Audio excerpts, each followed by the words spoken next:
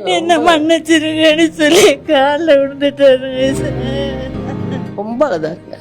நாங்கள் கூட தெம்பா இருக்குங்க, அவர் தெம்பு இல்லாமல் தாங்க இருக்காரு. சும்மா எல்லாருமே ரிப்போர்ட்டர் எல்லாருமே தப்பு தப்பா எழுதி வைக்கிறாங்க. பாடிகட்டெல்லாம் உள்ளார அவர் மட்டும்தான் இருந்தார். அவர் அடிக்கணும்னா கூட நாங்கள் அடிக்கலாம்.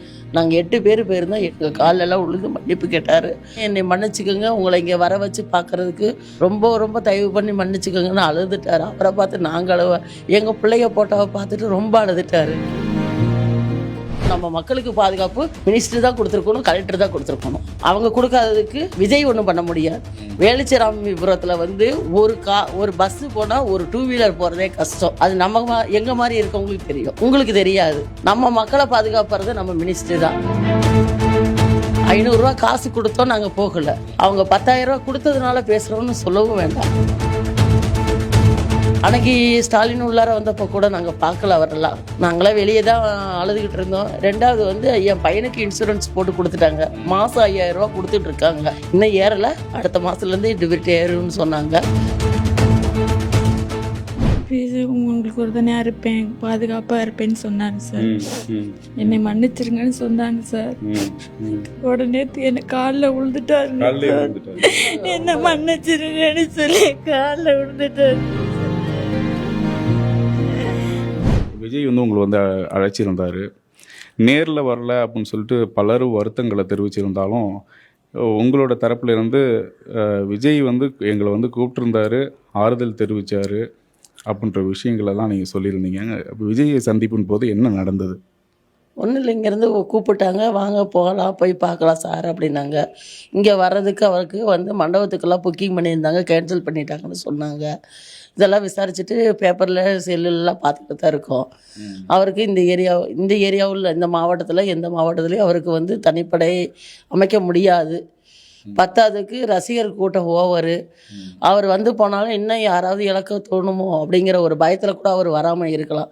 அவர் வரலைங்கிறது எங்களுக்கு வருத்தம் கிடையாது. யார் வந்தாலும் இன்னைக்கு என் பேத்தியோ என் மருமகளோ வரமாட்டாங்க. இருந்தாலும் இன்னும் மக்கள் கஷ்டப்படுறதுக்கு அவர் வராமல் இருக்கிறதே நல்லது. கூப்பிட்டுங்கிறதுக்காக போயிட்டு வந்தோம். நம்ம வீட்டில் ஒரு குடும்பம் போன உடனே எங்களை பார்த்த உடனே என்னை மன்னிச்சுக்கோங்க, உங்களை இங்கே வர வச்சு பார்க்குறதுக்கு ரொம்ப ரொம்ப தயவு பண்ணி மன்னிச்சுக்கோங்கன்னு அழுதுட்டார். அவரை பார்த்து நாங்கள் எங்கள் பிள்ளைய போட்டோவை பார்த்துட்டு ரொம்ப அழுதுட்டு எங்கள் காலெல்லாம் விழுந்து மன்னிப்பு கேட்டார். மன்னிப்பு கேட்டது இல்லாமல் இந்த மாதிரி சூழ்நிலை யாருக்கும் வரக்கூடாதுங்கிறது தான் நாங்கள் நினைக்கிறோம். அதனால தான் கூப்பிட்டதுக்கு மரியாதைக்கு போகணும். இப்போ நம்ம வீட்டில் ஒருத்தவங்க பத்திரிக்கை வச்சுருக்காங்க, அவங்க ஆகலைன்னா கூட அவங்க நம்மளை மதித்து பத்திரிக்கை வைக்கும்போது நம்ம என்ன செய்வோம்? அந்த காரியத்தை தான் நாங்கள் செஞ்சோம். யாருக்காக போகல. என் பேத்திகளுக்கு ரொம்ப பெரிய விஜய் மாமாவை பார்க்க போகணும்னு சொல்லிட்டு தான் அவளுக்கு துண்டெல்லாம் போட்டுட்டு போனாங்க. அந்த இதுக்காக தான் நாங்கள் போனோம். என் பிள்ளைங்க பாசத்துக்காக தான் போனோம். அவளுக்கு பார்க்க முடியாததை, அவளுக்கு அணிவிக்க முடியாததை நாங்கள் அனுபவிச்சுட்டு வந்திருக்கிறோம். இன்னைக்கு அவர் இவ்வளோ பார்க்கணுன்னு அவசியம் கிடையாது. எங்களெல்லாம் வர சொல்லி இவ்வளோ செலவு பண்ணணும்னு அவர் சொந்த காசுல. இன்னைக்கு நம்ம ஒரு 10 ரூபா பிச்சை போடணும் கூட யோசனை பண்ணி தான் பிச்சை போடுவோம். இத்தனை பேத்தையும் வர வச்சு ஹோட்டலில் ரூம் போட்டு பாதுகாப்பு கொடுத்து அங்கேருந்து அனுப்பினவருக்கு இங்கே ரோட் ஷூனா என்னன்னு தெரியாமல் போயிடுச்சு. அது ஒன்று. 2வது குறுகிய இடம், நம்ம பிள்ளைகளெல்லாம் கூட்டிகிட்டு வரக்கூடாதுன்னு சொல்லியிருக்கும் போது போய் நம்ம குழந்தைகளை இறந்துட்டோம். அதுதான் நாங்கள் சொல்கிறோம். நேரில் விஜய் பேசும்போது உங்களுக்கு கடைசி வரைக்கும் நாங்கள் உறுதுணையாக இருக்கோம் அப்படின்ற பர்சனலாக அவர் பேசியிருப்பார்ல, அது தனி அறையாக இருந்துச்சா? எப்படி? தனி அறை தான். அவருக்கு பந்தோசெல்லாம் கிடையாது. அவர் செல்லை கூட குப்பரை போட்டு சைலண்டில் தான் போட்டு வச்சுருந்தாங்க. வெளியே தான் பாடிகட்டெல்லாம். உள்ளார அவர் மட்டும்தான் இருந்தார். அவர் அடிக்கணும்னா கூட நாங்கள் அடிக்கலாம். அவரை கேட்கறதுக்கு ஆள் கிடையாது அந்த இடத்துல. அவர் மட்டும்தான் ஃப்ரீயாக பார்த்துட்டு நாங்கள் 8 பேர் போயிருந்தோம். 8 பேருமே நல்லா பேசினார். எங்கள் காலெல்லாம் உழுது மன்னிப்பு கேட்டார். அவர் குடும்பத்தில் ஒன்றுனால எங்கள் குடும்பத்தில் ஒருத்தராக தான் அவர் நினச்சிக்கிட்டு அவர் ரொம்ப ஃபீல் பண்ணுறார். நாங்கள் கூட தெம்பாக இருக்குங்க, அவர் தெம்பு இல்லாமல் தாங்க இருக்கார். சும்மா எல்லாருமே ரிப்போர்ட்டர் எல்லாருமே தப்பு தப்பாக எழுதி வைக்கிறாங்க. நேரில் போய் பார்த்தவங்களுக்கு தான் அந்த அருமை தெரியும். அவங்க ஆடம்பரம்லாம் நேற்று பண்ணலை. உள்ளார ஷூட்டிங், இந்த பேப்பர் எடுக்கிறது, இந்த செல்லில் வீடியோ எடுக்கிறதோ யாருமே எதுவுமே என் பேத்திகளை வச்சு ஃபோட்டோ பிடிக்க வர சொன்னதுனால ஃபோட்டோ பிடிச்சாங்க.